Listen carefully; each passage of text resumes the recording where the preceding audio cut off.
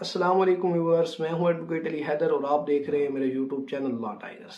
آج ہم بات کریں گے کچھ ایسی کنڈیشنز کے بارے میں، کچھ ایسی طلاقوں کے بارے میں جن کا ایک عام انسان کو پتہ ہی نہیں ہوتا۔ وہ لا علمی میں، انجانے میں اپنی بیوی کو طلاق دے بیٹھتا ہے، تو لا علمی میں طلاق دی ہے، اسے پتہ ہی نہیں ہوتا کہ یہ طلاق ہو چکی ہے۔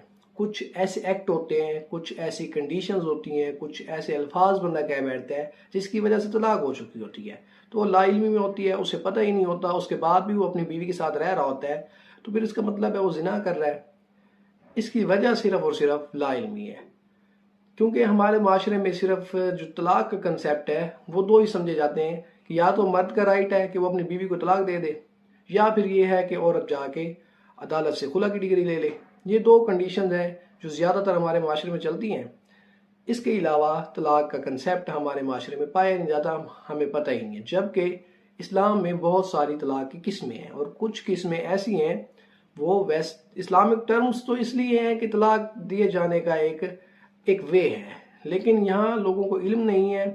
طلاق دیے جانے کے صرف یہ دو وے ہی پتہ ہیں، لیکن وہ جو ایکسٹرا ویز ہیں کچھ ایسے ہیں جن کا پتہ نہیں ہوتا، وہ ایکٹ ایسا کر جاتے ہیں، وہ الفاظ ایسے کہہ جاتے ہیں جن کی وجہ سے طلاق ہو چکی ہوتی ہے، لیکن وہ ساتھ رہ رہے ہوتے ہیں، انہیں نہیں پتہ ہوتا وہ کیسے کنسیپٹ ہیں، وہ کون سی کنڈیشنز ہیں۔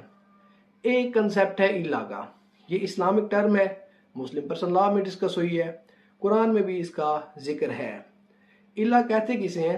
الا ایک شخص اگر ایک خود میں ایک وعدہ کر لے کہ میں اپنی بیوی کے قریب نہیں جاؤں گا، ٹھیک ہے، اپنے آپ کے ساتھ ایک پرومس کر لے، یا وہ اتنا ایک سوچ لے کہ وہ اپنی بیوی کے ساتھ، لازمی نہیں ہے یہ منہ سے کہنا ہی ہے، تو وہ اپنی بیوی کے پاس نہیں جائے گا، اور وہ 4 مہینے تک نہیں جاتا اپنی بیوی کے پاس، تو طلاق ہو جاتی ہے، ٹھیک ہے۔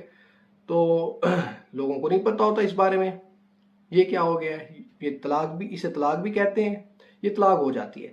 لیکن یہ طلاق شیعہ مکتبہ فکر میں اور شافعی مکتبہ فکر میں ایسا کہا گیا ہے کہ یہ طلاق ہوئی نہیں ہوتی، یہ طلاق کا ایک راستہ ہے، یہ عورت کو سم رائٹس پرووائڈ کر دیتا ہے کہ عورت اپنے آپ کو مرد کے پاس رہنے سے انکار کر دے، اور عورت کے پاس ایک رائٹ اور آ جاتا ہے کہ وہ جا کے عدالت سے خلا کی ڈگری لے لے۔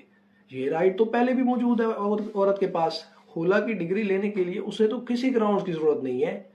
یہ جو اللہ کا کنسیپٹ ہے یہ ایک مرد کے لیے ہے، اگر وہ 4 ماہ تک اپنی بیوی کے قریب نہ جائے، اور اس بیس پہ کہ اس نے خود سے پرومس کیا تھا۔ یہ نہیں ہے ایک شخص جو ہے آرمی میں ہے یا کہیں باہر گیا ہوا ہے، جہاد پہ گیا ہوا ہے، کہیں بھی ہے، وہ 1 سال تک واپس نہیں آتا تو پھر طلاق ہو جاتی ہے، نہیں۔ ایک شخص اپنے آپ میں پرومس کرے، وہ یہ سوچ لے کہ وہ اپنی بیوی کے قریب نہیں جائے گا، اور وہ 4 ماہ تک قریب نہ جائے، تو پھر وہ طلاق ہو جاتی ہے۔ تو پھر اس کے بعد بھی اگر کوئی شخص اپنی بیوی کے ساتھ رہ رہا ہوتا ہے تو وہ زنا کر رہا ہوتا ہے۔ اس کا جو لیگل اور اسلامک طریقہ کار یہ ہے کہ اس کو جو ہے کفارہ ادا کر دے۔ اگر کوئی شخص ایسا کر رہا ہے then he has to pay expiation، وہ کفارہ ادا کرے، کفارہ ادا کرنے کے بعد وہ بیوی اس کے لیے جائز ہوگی، حلال ہوگی، کفارہ ادا کرنے سے پہلے اس کے لیے وہ حرام ہے۔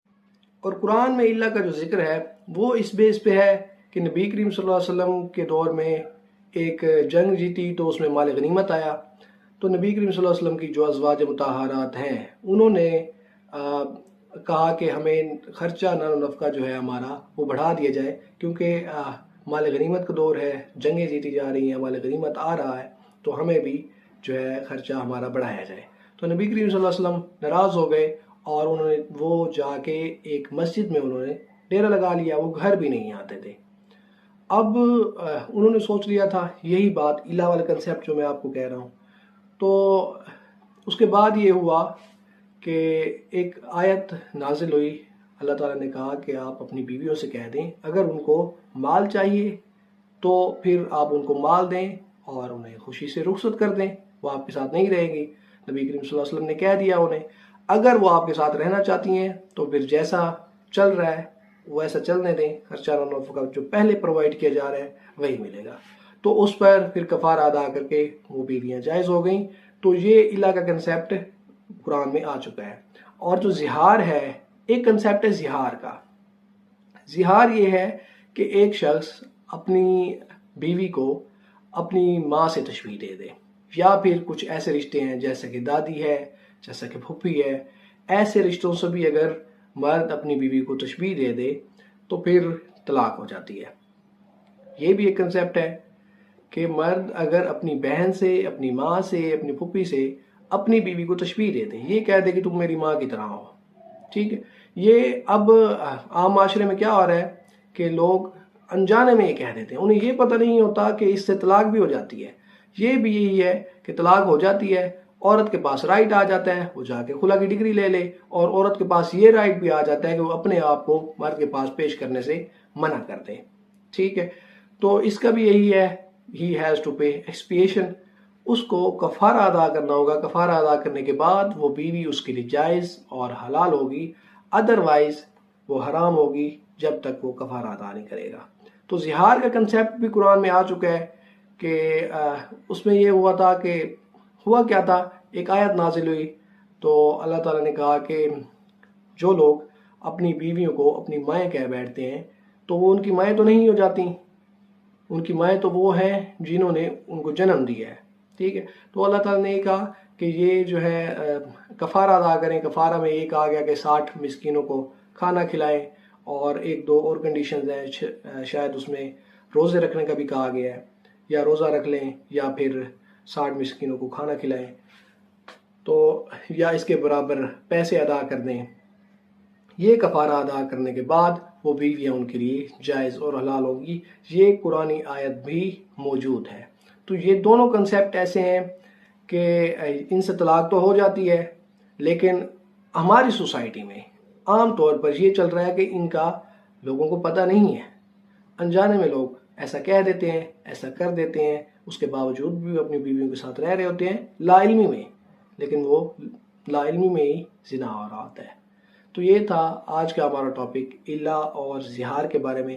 اسلامک ٹرمز ہیں، مسلم پرسنل لا میں ڈسکس ہوئی ہیں. جیسا کہ آپ جانتے ہیں مسلم پرسنل لا ساری کی ساری اسلامی پروین سے بنایا گیا ہے. نیکسٹ آنے والی ویڈیو سے اویئر رہنے کے لیے ہمارے ساتھ رہیے. اللہ حافظ.